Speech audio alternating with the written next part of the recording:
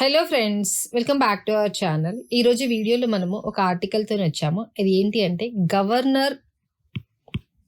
Governor holds no veto power over bills says SC. అంటే ఏందో చూద్దాం మనం. గవర్నర్ అంటే మనకు తెలిసిందే, మన స్టేట్ గవర్నర్. అంటే ఎవ్రీ స్టేట్కి ఒక గవర్నర్ ఉంటారు. హోల్డ్స్, అతనికి ఏం పవర్ ఉంటుందంటే no veto power. No veto power అంటే ఏంటంటే నో అంటే నో తెలుసు మనకి.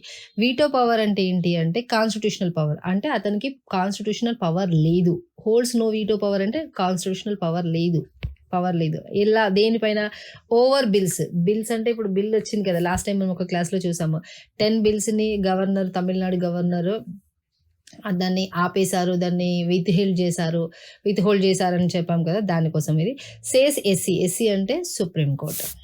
Right, will start. అండ్ ఈ వీడియో మీకు తెలిసినట్టుగానే ఇది బేసిక్ లెవెల్ వాళ్ళ కోసము. మీకు హై లెవెల్ అంటే మీరు గవర్నమెంట్ జాబ్స్ రాస్తున్న వాళ్ళైతే మీకు హిందూ ఎడిటోరియల్ పేపర్ని కూడా నేను అప్లోడ్ చేస్తాను, మీరు అది చూడండి. దానికి సపరేట్ ప్లేలిస్ట్ పెట్టాను నేను. ఆ ప్లేలిస్ట్ ఏంటి అంటే Hindu editorial vocabulary for government jobs అని ఒక ప్లేలిస్ట్ పెట్టాను. ఆ ప్లేలిస్ట్లోకి వెళ్ళేసి మీరు అది చూడండి. అది హై లెవెల్. ఇది వొకాబులరీ, ఇది నార్మల్గా బేసిక్ లెవెల్ నుంచి నేర్చుకునే వాళ్ళ కోసం ఇది. The Supreme Court has laid down the law that a governor, in case he holds assent to a bill, should send it back to the state legislature as soon as possible with a message to reconsider the proposed law. Supreme court ఏం చెప్తుంది అంటే, ఎప్పుడైతే governor గారు బిల్ని hold చేస్తారో అప్పుడు hold చేసినప్పుడు ఇమ్మీడియట్గా దాన్ని మళ్ళీ అసెంబ్లీకి పంపించాలి, రీకన్సిడర్ చేయడానికి. అంటే మళ్ళీ కన్సిడర్ చేయడానికి అంటున్నారు. చూడండి, లెట్ డౌన్ చెప్పింది ఏంటి, పెట్టింది అది చెప్పింది. ద లా ఏంటి, that A governor in case ఈ విత్ హోల్డ్స్, ఒకవేళ తను బిల్లుని ఆపితే, ఇన్ కేస్ ఈ విత్ హోల్డ్స్ అంటే ఆపడము, ఆర్ యాక్సెప్ట్ చేయకపోవడము, రిజెక్ట్ చేయకపోవడం, దాన్ని విత్ హోల్డ్స్ అంటారు. అసెంట్ అంటే మన లా లాంగ్వేజ్లో అసెంట్, జనరల్ సింపుల్ లాంగ్వేజ్లో అప్రూవల్.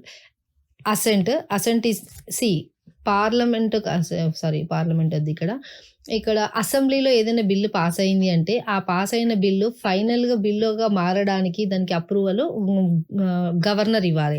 సో గవర్నర్ దగ్గరికి అప్రూవల్కి వెళ్తుంది కదా, ఆ అప్రూవల్ని మనము లా లాంగ్వేజ్లో అసెంట్ అని చెప్తాము. అసెంట్ టు ఏ బిల్కి అప్రూవల్ ఇవ్వాల్సి ఉంటుంది. Should send it back to the state legislature. ఒకవేళ తను బిల్లుని సిగ్నేచర్ చేయకుండా, అప్రూవ్ చేయకుండా ఆపితే గవర్నర్ గారు, send it back to the state legislature అంటే అసెంబ్లీకి పంపించాలి. ఇప్పుడు యాజ్ సూన్ యాజ్ పాసిబుల్, ఎంత త్వరగా అయితే అంత త్వరగా పంపించాలి. విత్ దాంతో పాటు a message to reconsider the proposed bill. అంటే ఆ బిల్లులో ఇంకేమైనా చేంజెస్, మోడిఫికేషన్స్ ఆర్ అమెండ్మెంట్స్ అంటారు లా లాంగ్వేజ్లో. అమెండ్మెంట్స్ ఏమైనా చేయాల్సినవి ఉంటే అవి చెప్పుతూ మళ్ళీ ఆ బిల్లుని అసెంబ్లీకి పంపించాలి అని సుప్రీంకోర్టు చెప్తుంది. Right,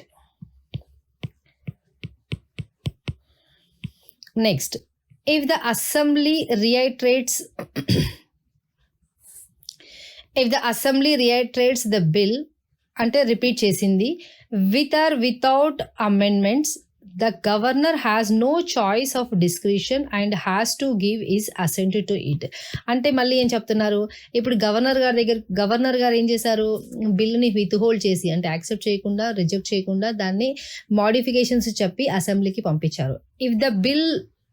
if the assembly reiterates the bill అంటే మళ్ళీ అసెంబ్లీ బిల్లుని మళ్ళీ గవర్నర్ దగ్గరికి పంపించింది అనుకోండి, విత్ ఆర్ వితౌట్ అమెండ్మెంట్స్ అంటే చేంజ్ చేసి కానీ చేంజ్ చేయకుండా కానీ చేసి మళ్ళీ గవర్నర్ దగ్గరికి పంపిస్తే, the governor has no choice. Governor దగ్గర ఏం చాయిస్ లేదు, అంటే ఆయన ఇష్ట ప్రకారం చేయడానికి చాయిస్ లేదు. ఆర్ డిస్క్రిషన్ అంటే సొంతంగా దాన్ని యాక్సెప్ట్ చేయాలా, రిజెక్ట్ చేయాలని డిసిషన్ తీసుకోవడానికి ఆయనకు ఆప్షన్ లేదు. And has to give is assent to it, అతనికి ఆప్షన్ లేదు. మళ్ళీ అసెంబ్లీ నుంచి వెళ్ళి బిల్లు గవర్నర్ దగ్గరికి వచ్చింది అంటే ఆ బిల్లుని కంపల్సరీగా గవర్నర్ యాక్సెప్ట్ చేయాల్సిందే. గవర్నర్కి ఆపే రైట్ లేదు అని సుప్రీంకోర్టు చెప్తుంది. Right, next, the November 10th judgement release అయిందంట ఆన్ థర్స్డే రోజు.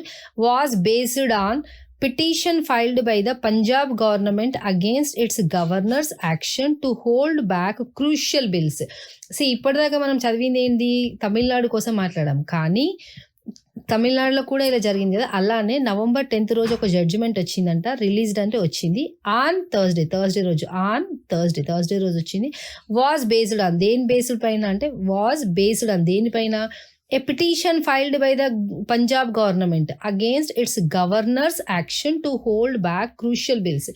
సేమ్ తమిళనాడులో ఎలా అయితే బిల్స్ని హోల్డ్ చేశారో గవర్నర్ గారు, అదే విధంగా పంజాబ్లో కూడా పంజాబ్ గవర్నర్ కూడా పంజాబ్ గవర్నమెంట్వి బిల్స్ని హోల్డ్ చేశారు. దానిపైననే జడ్జిమెంట్ November 2nd రోజు రిలీజ్ అయ్యింది అని చెప్తున్నారు. ద వర్డిక్ట్ అంటే judgement would be a significant boost to Tamil Nadu's case. So ఇక్కడ ఏం చెప్తున్నారు, పంజాబ్లో ఏదైతే జడ్జిమెంట్ వచ్చిందో ఆ జడ్జిమెంట్ ఇక్కడ ద వర్డిక్ట్ అంటే judgement would be a significant అంటే important or plays major role, boost to Tamil Nadu's case అంటే ఆ పంజాబ్లో జరిగిన ఇన్సిడెంట్కి వచ్చిన జడ్జిమెంట్ ఇది తమిళనాడుకి కూడా పనిచేస్తుంది అని సుప్రీంకోర్టు చెప్తుంది. Right. Next, the Tamil Nadu assembly had returned 10 crucial bills to Governor R.N. Ravi, who had withheld assent in the first instance. ఇంతకుముందుకి మనం మాట్లాడుకున్నట్టుగానే తమిళనాడు ఏం చేసింది, Tamil Nadu assembly had returned 10 crucial bills to Governor R.N. Ravi. 10 బిల్స్ని అంటే క్రూషియల్ అంటే important బిల్స్ని R.N. Ravi గవర్నర్కి పంపించారు. Who had withheld assent, signature చేయకుండా అంటే యాక్సెప్ట్ చేయలేదు, నా రిజెక్ట్ చేయలేదు, అలానే తను గవర్నర్ పెట్టేసుకున్నారు. In the first time the substantive part of article 200 empowers. Substantive part అంటే ఏంటి అంటే సబ్స్టాంటివ్ అంటే ఇంపార్టెంట్ పార్ట్ అనొచ్చు, మీనింగ్ఫుల్ పార్ట్ అనొచ్చు.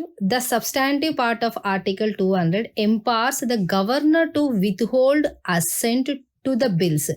ఇక్కడ ఇంకొక ట్విస్ట్ వచ్చింది చూడండి, ఏం చెప్తున్నారు, ద సబ్స్టాంటివ్ అంటే important part of article 200 empowers the governor to withhold assent to the bills. అంటే ఆర్టికల్ 200 ప్రకారము గవర్నర్కి బిల్స్ని విత్ హోల్డ్ చేసే రైట్ ఉంది అని చెప్తుంది.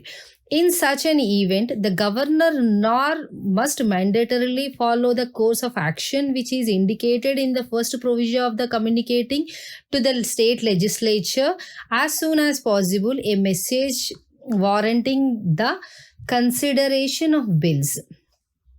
ఇక్కడ చూడండి ఏం చెప్తున్నారు, a 3-judge bench headed by Chief Justice of India D.Y. Chandrachud held. ఇక్కడ ఇంకొక ట్విస్ట్ పాయింట్ వచ్చింది చూడండి. ఏంటి ట్విస్ట్ పాయింట్ అంటే the substantive part of the article అంటే important part of the article 200 empowers governor to withhold the assent. గవర్నర్కి withhold చేసే access ఉంది అంటే ఆప్షన్ ఉంది అని చెప్పేసి ఈ ఆర్టికల్ 200 చెప్తుంది to the bill. In such events, అలాంటి ఈవెంట్స్లో governor nor mandatorily follow the course of action. అప్పుడు గవర్నరు ఈ కోర్స్ ఆఫ్ యాక్షన్స్ని ఫాలో అవ్వాల్సింది లేదు. మ్యాండేటరీ అంటే కంపల్సరీగా follow the course of action. ఇక్కడ నార్ మస్ట్ అనడం అంటే ఫాలో అవ్వాల్సిన అవసరం లేదు. మస్ట్ మ్యాండేటరీ అంటే కంపల్సరీగా ఫాలో అవ్వాల్సిన అవసరం లేదు. Course of action which is indicated in the first provision of the communicating to the state legislature. ఇందులో ఇన్ఫార్మ్ చేసినట్టుగా అతనికి ఫాలో అవ్వాల్సిన అవసరం లేదు అని చెప్తున్నారు. యాజ్ సూన్ యాజ్ పాసిబుల్ ఏ మెసేజ్ వారంటింగ్ అంటే గ్యారంటీ, ప్రామిస్ ఆర్ కమిట్మెంట్ అలాంటిది వస్తుంది. The reconsideration of bills. మళ్ళీ ఇది ఎవరు చెప్తున్నారు, ఏ 3-judge bench headed by Chief Justice of India D.Y. Chandrachud held. అతను చెప్పారు. నెక్స్ట్,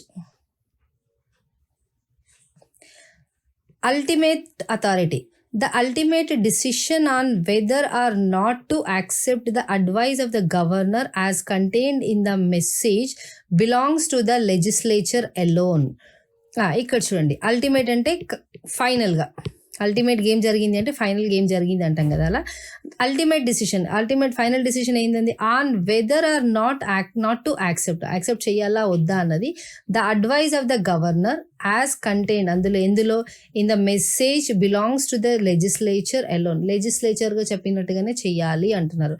లెజిస్లేచర్ అంటే శాసనం, లా మేకింగ్ అలాంటిది. That the message of the governor does not bind the legislature is evident from the use of the expression if the bill is passed again with or without amendments the bench held. చూడండి ఇక్కడ ఉన్నాం మనం.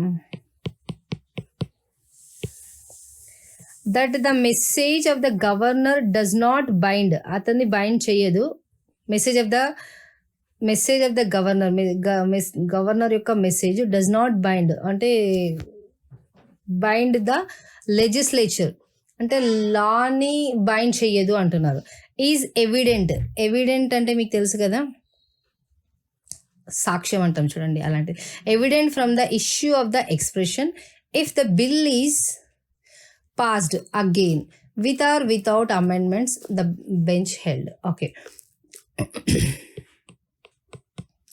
Next, the court held that a governor who chooses to withhold a bill without doing anything further would be acting in contravention of the constitution.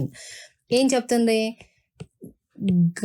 The court చెప్పింది ఏంటి? That A governor who chooses to withhold A bill అంటే బిల్ని accept చేయకుండా, reject చేయకుండా ఆపేసి, without doing anything further ఏం చేయకుండా దాన్ని ఆపేయడము, would be acting in contravention of the constitution అంటే కాన్స్టిట్యూషన్కి విరుద్ధం. ఒకవేళ బిల్లుని విత్హోల్డ్ చేశారు అంటే దాని తర్వాత ఫర్దర్ యాక్షన్స్ తీసుకోవాలి, తీసుకోకపోతే అది కాన్స్టిట్యూషన్కి విరుద్ధం అని చెప్తున్నారు. కాన్స్టిట్యూషన్ అంటే తెలుసు కదా, రాజ్యాంగం. Next, the governor has the unelected head of the state would be in a position to virtually veto the functioning of the legislative domain by a duly elected legislature by simply declaring that the assent is withheld without any further recourse. చూడండి, మీకు idea ఉంది అనుకుంటా. గవర్నర్ని మనం elect చేసుకోము. Governor is appointed, chief minister is elected. మీరు చూస్తే కనుక మనం ఎలక్షన్స్లో ఓట్ వేసేది చీఫ్ మినిస్టర్ని ఎలక్ట్ చేసుకోవడానికి, కానీ గవర్నర్ని మనం చూస్ చేసుకుంటామా? లేదు. Governor selected, chief minister elected. అర్థం చేసుకోవడానికి ట్రై చేయండి. The governor has unelected head of the state. Yes, elect చేసుకోలేదు మనం, దాన్ని సెలెక్ట్ చేశారు కానీ ఎలక్ట్ చేసుకోలేదు మనం. would be in a position to virtually veto functioning అంటే తను ఏంటి అంటే కాన్స్టిట్యూషనల్ పవర్స్ని ఫాలో అవ్వాలి of the legislative domain by a duly elected legislature by simply declaring that the assent withheld without any further recourse. అంటే సింప్లీగా నేను బిల్లుని hold చేస్తున్నాను, దానికి ఇంకా ఫర్దర్ ఏం చెప్పకుండా, యాక్సెప్ట్ చేయకుండా, రిజెక్ట్ చేయకుండా, దాన్ని ఏం చేయకుండా పెట్టడము, that is not the action అని చెప్తున్నారు. సచ్ కోర్స్ ఆఫ్ యాక్షన్, అలాంటి కోర్స్ ఆఫ్ యాక్షన్ అంటే అలాంటి పని would be contrary to the fundamental principles of the constitutional democracy based on a parliamentary pattern of the governance, the court held. అలా చేయడం వల్ల such course of action would be contrary అంటే against to fundamental principles. మనకు కొన్ని fundamental principles ఉంటాయి of the constitutional democracy. Constitutional అంటే తెలుసు కదా, మన రాజ్యాంగం. Democracy based on the parliament pattern of the governance, the court held. Okay friends, ఎక్కువ డెప్త్లో కాకుండా, ఎక్కువ పైన కాకుండా దానిపైన మనం కొద్దిగా అండర్స్టాండింగ్ తెచ్చుకోవడానికి ట్రై చేశాము. సో ఈరోజు వీడియోలో మనం ఇంతే చూసాము. ఒకవేళ మీకు ఈ కంటెంట్ కనుక నచ్చితే ప్లీజ్ లైక్ చేయడం, షేర్ చేయడం, సబ్స్క్రైబ్ చేసుకోవడం అలాంటివి చేయండి. Okay friends, that's all for the day. Thank you. Have a great day.